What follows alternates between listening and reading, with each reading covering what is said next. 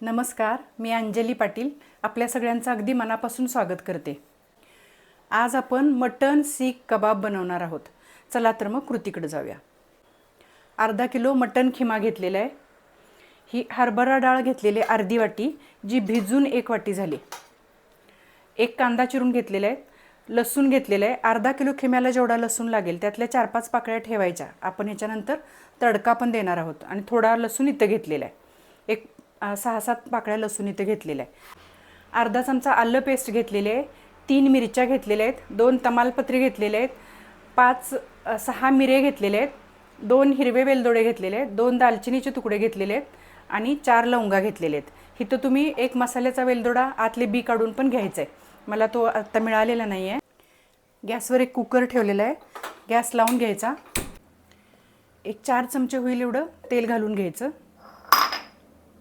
पहिल्यांदा लसूण टाकायचा।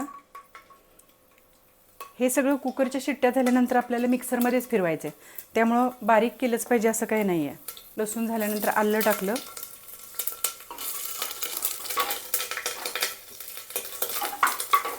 आलं झालं की मिरची टाकायची। मिरची थोडं तेलात केली पाहिजे, कारण पूर्ण असा तेलाला मिरचीचा असा स्वाद लागतो। मिरची नंतर तमालपत्र टाकायचं।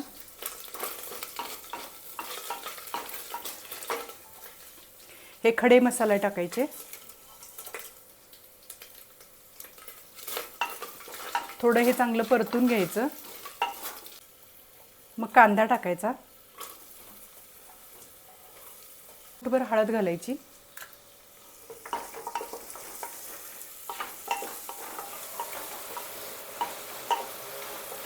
कांद्याचा थोडा कलर बदलला की खिमा घालून घ्यायचा। खिमा छान मिक्स करून घ्यायचा। स्वच्छ धुवून ठेवलेला होता खिमा। आता ही डाळ सुद्धा घालून घ्यायची।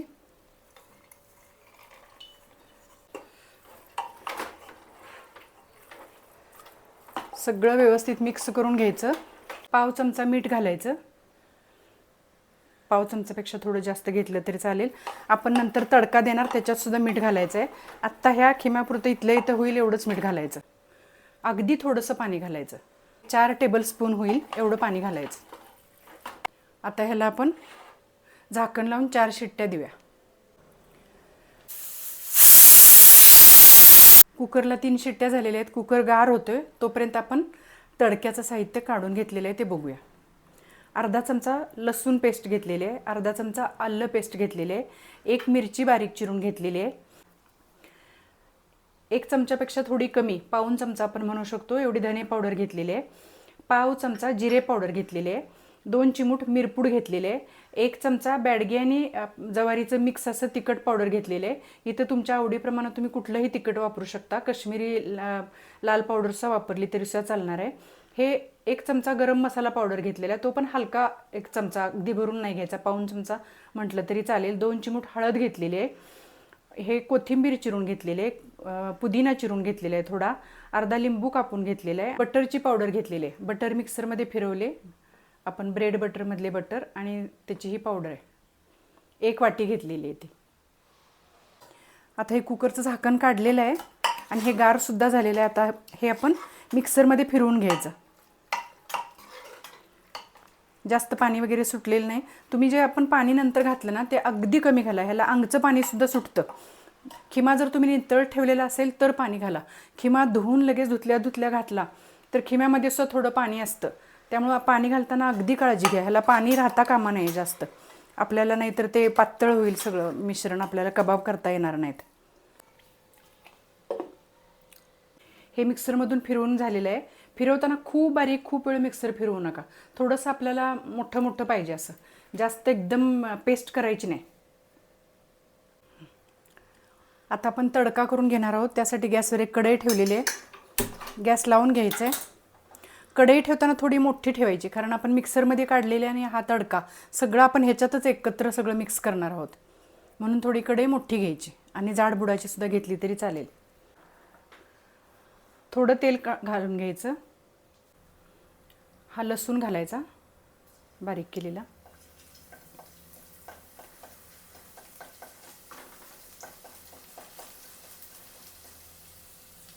आलं घालायचं, मिरची घालायची,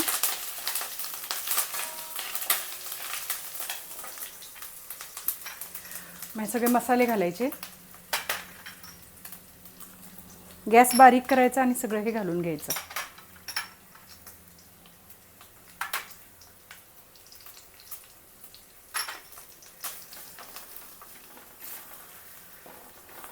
गॅस बंद करूया. गॅस बंद करायचा, नाही तर हे तिखट पावडर वगैरे पण घालणार आहे, ते सगळं करपण्याची शक्यता आहे. कोथिंबीर पुदिना घातला. गरम कढईमध्ये थोडं परतून घ्यायचं. गॅस बंद केल्यानंतर जी कढई गरम असते त्याच्यामध्ये थोडं हे सगळं परतून घ्यायचं. थोडंसं मीठ घालून घेऊया, पाव चमचा.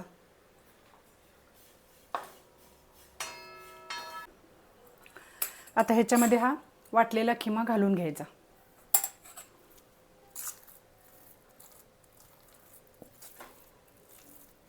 हा बटरचा चुरा आहे तो घालून घ्यायचा. थोडा लिंबू पिळायचा, अर्धा लिंबू पिळा. एक अंड फोडून घ्यायचं, मिक्स करून घ्यायचं. छान मिक्स करून घ्यायचं, म्हणजे ह्याचं बाइंडिंग पण छान होतं. काही कारणानं तुम्हाला जर तुमचा हा जो हे मिक्स केलेलं मिक्सचर हे जर तुम्हाला पातळ वाटलं तर थोडा वेळ फ्रीजमध्ये ठेवा आणि मग तुम्ही सळीला लावून घ्या. हे छान असं मिक्स करून झालेलं आहे. आता गॅसवर एक पॅन ठेवायचं आहे, थोडंसं तेल घालायचं त्याच्यावर. शॅलो फ्राय आपल्याला करायचं, आपण डीप तळून घेणार नाही आहे. आता ही सळी ह्याला आपण थोडा थोडा खिमा घेऊन ह्याच्यावर लावणार आहोत.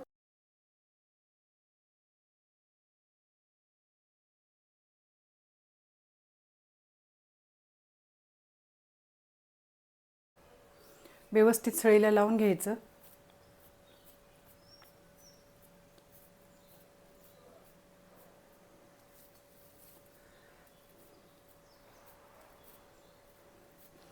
सगळीकडून एकसारखं असं लागायला पाहिजे. आता ह्याला थोडं डिझाईन करायचं असेल तर कबाबचं डिझाईन असं थोडंसं करू शकताय. आता ह्या पॅनमध्ये ठेवून द्यायच्या. एवढे 3-3च बसत आहेत तर 3-3च घालून घेतले मी. तुमच्याकडे जर ह्या सळ्या लांब असतील तर तुम्ही वरती अशा ठेवून पण तुम्ही बरोबर असं भाजून घेऊ शकता. आता हे छान भाजून झालेलं आहे, एका डिशमध्ये काढून घेऊया.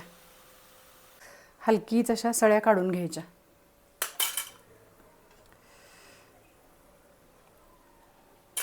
सगळं छान असं भाजलंय सगळीकडून एकसारखं, आणि आवाज येत असेल कुरकुरीत पण झाले. असं तुमच्याकडे जर सळ्या नसतील तर हे असं पण करून आपण घालू शकतो.